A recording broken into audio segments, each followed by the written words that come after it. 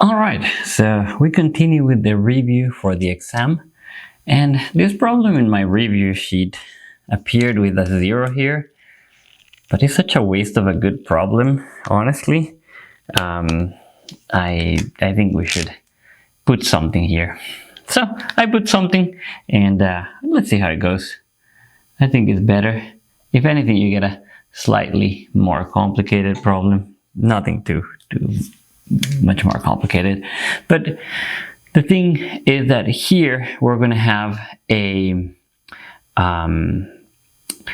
we have to compute the integrating factor, which is going to be of the form e to the integral of p of x dx, and that right there is going to give us e to the integral of negative 2x over 1 plus x squared dx, from where we can do a u substitution to compute this integral. U is going to be 1 plus x squared. Du is going to be 2x dx. So this right here is going to become my du. The whole thing is my du. So with that, and u being this term right here. So with that then in place, I get that this is going to be e to the negative natural log of 1 plus x squared.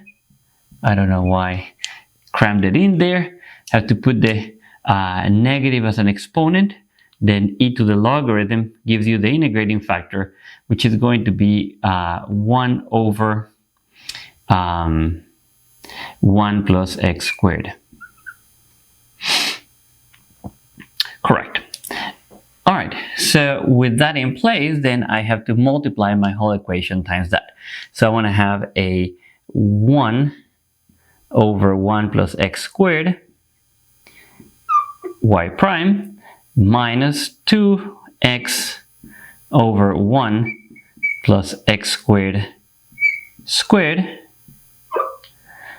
and that is going to be equal to x over 1 plus x squared.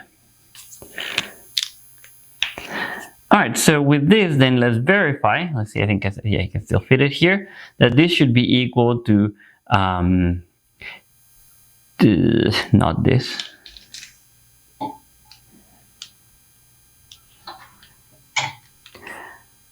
It should be equal to y over 1 plus x squared prime. So if we take the derivative, copy the 1 over 1 plus x squared times y prime, times the derivative of y gives me that, plus the derivative of this, which is going to be this exponent to negative 1. So I'm going to put it to negative 2 times the derivative of the inside gives me this term right here. So that is going to be equal to precisely this derivative. And then I can now integrate both sides. When I integrate here, I want to have just y over 1 plus x squared. And when I integrate here, and this is what I said that it was kind of wasted with this problem leaving a 0. You can put an x there, and then you get a nice integral here, and the same u substitution. But you don't have now the whole, when you make this your u, your du then becomes 2x dx, but then this right here is not all of 2x dx, but just 1/2 of that, and so that's going to be 1/2 of du. So then we get that y over 1 plus x squared is going to be equal to 1/2 of du over u, which is going to give you a natural log of the absolute value of u, but in this case that's just going to be 1 plus x squared. No need for absolute value bars, that's already positive. And the same, then you multiply, well, it would be nice to write a plus c because we need to have our initial condition details, right? And then you just multiply, massive details by the way, you multiply times 1 plus x squared on both sides. And copy that. Didn't quite work. I'll go get another one. Plus c. can still fit it, barely. So right there, the only thing we need to do is use our initial condition. So y at 0 is going to be equal to 1 here. And so it's going to be 1 times the natural log of, when you evaluate this at x equals to 0, it gives you natural log of 1, which is, well, over 2, which is 0, it doesn't matter, plus c. So this whole thing gives you just the value of c. And c is going to be equal to 1. That's what I wrote there in my condition. So we'll have to plug that in to here. And since my marker is acting up, I'm just going to change it right here. Just going to make it a 1 to solve my initial value problem. So that'll be the first problem for you. It's going to be easier. Well, the practice problem sheet has a 0 there. But again, I may change the exam to reflect this problem as well. So again, problems will change because simply the equations will be different, so that's just going to happen. So make sure that you use this as a guide and don't just memorize it, because some people do that, and then, I mean, that kind of defeats the purpose. You're supposed to use it to understand it and then practice more, and use examples from the book to practice more. All right, so this one is just a linear differential equation. And so let's go ahead and first order, I should say. I was like, I'm missing a part. Linear first order. So what I have to do is put it in standard form. So to do that, I'm just gonna divide by x, just to put it in the form that I needed. That's gonna be 2 over x cubed, and then 1 over x. All right, so I want to make this this will be my p of x. And what I need is to compute the integral of p of x dx, and then I'm going to do e to that to get my integrating factor. So this is going to be the integral of 2 over x dx, which is going to be 2 natural log of the absolute value of x. I'm just finding the integrating factor, so I'm not going to put a plus c. And I want to get that this is going to be natural log of x squared. That's going to turn positive. So whenever I do my integrating factor, I get e to the natural log of x squared by putting the 2 as an exponent. And then that is going to just give me x squared as my integrating factor. So I have to grab this and multiply the whole thing times x squared. So I'm going to have x squared y prime plus 2x, x squared divided by x, y equals, I multiply times x squared, I get 2 over x plus x squared over x, x. And here, I still have room. I will notice that this is just x squared y prime equals to, all right, that's 2 to the x, 2 times x to the negative 1 plus x. And now I can go ahead and integrate both sides with respect to x. And on left hand side, I just get x squared y, because this is a derivative with respect to x, the whole thing. So when you take the antiderivative, you recover it. And that on right hand side, you're going to have the, well, why did I rewrite it like that? That's just a 2 natural log when I integrate of the absolute value of x. And this one right here is just going to be plus x squared over 2. And then a plus c.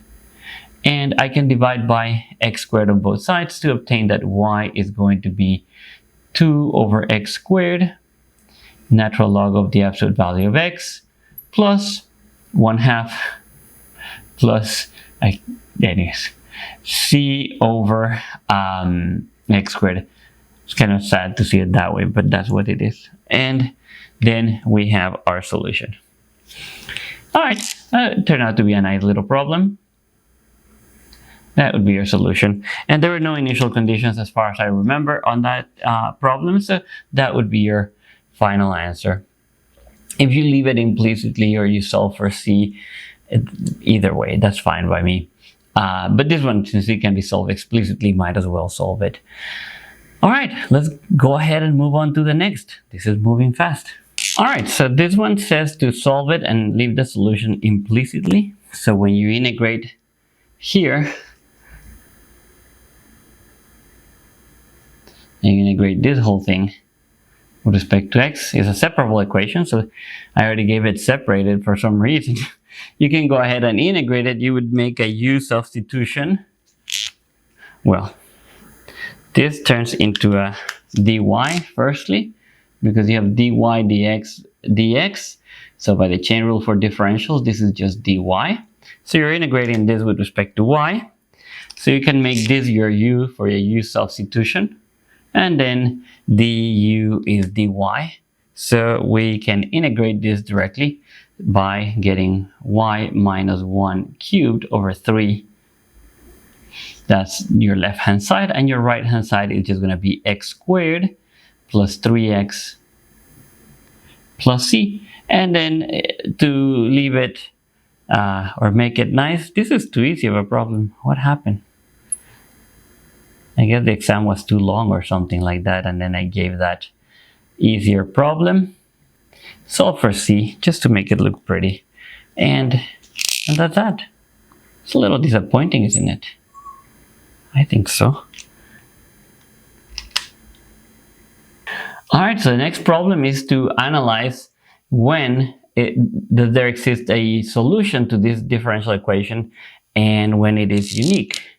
So you have to remember the theorem of Picard, that we need that this function that is going to be called f of xy, we need that to be continuous. So this function is discontinuous.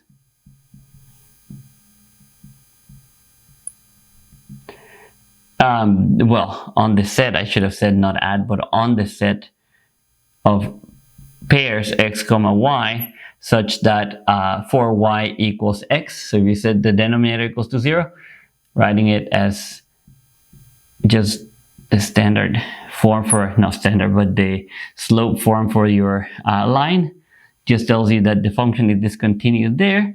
So then you look at the partial derivative. So firstly, the initial conditions to this, and by the way, there was an initial condition I didn't write.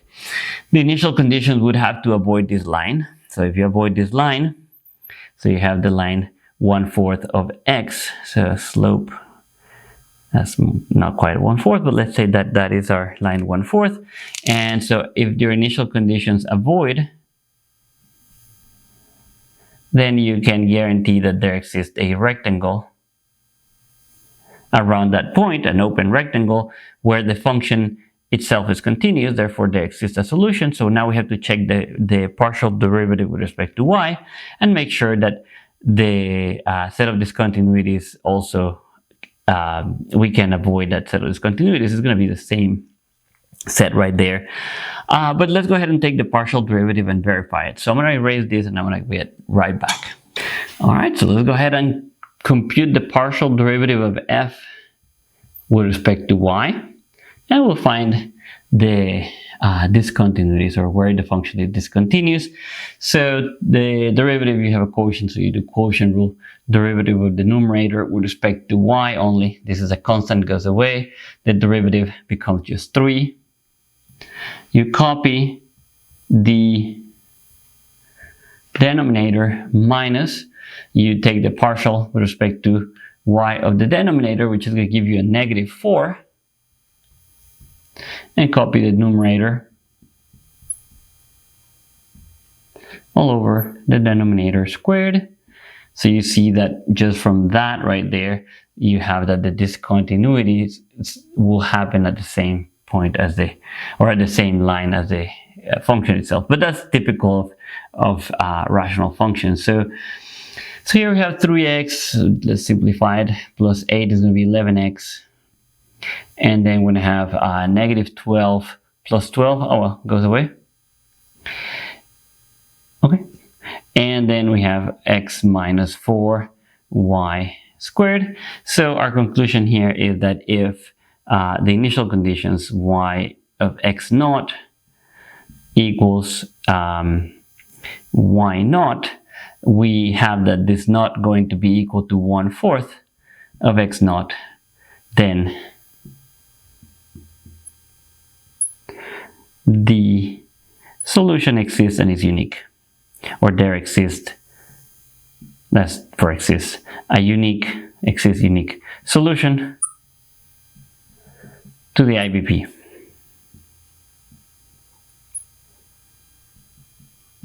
That's by Picard's theorem. And oops, I made a noise there.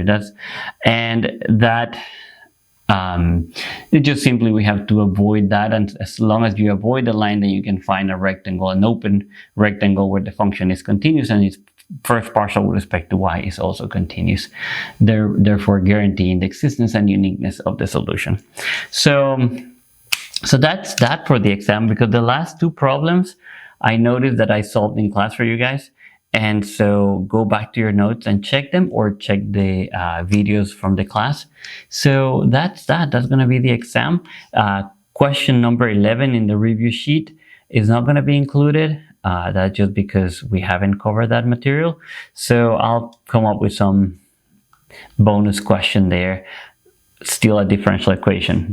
It's not going to be what my name is or what my YouTube channel or whatever. It's going to be an actual question, but it's going to be something rather straightforward. So I'll look into that, and thank you for watching, and I'll see you in the next one.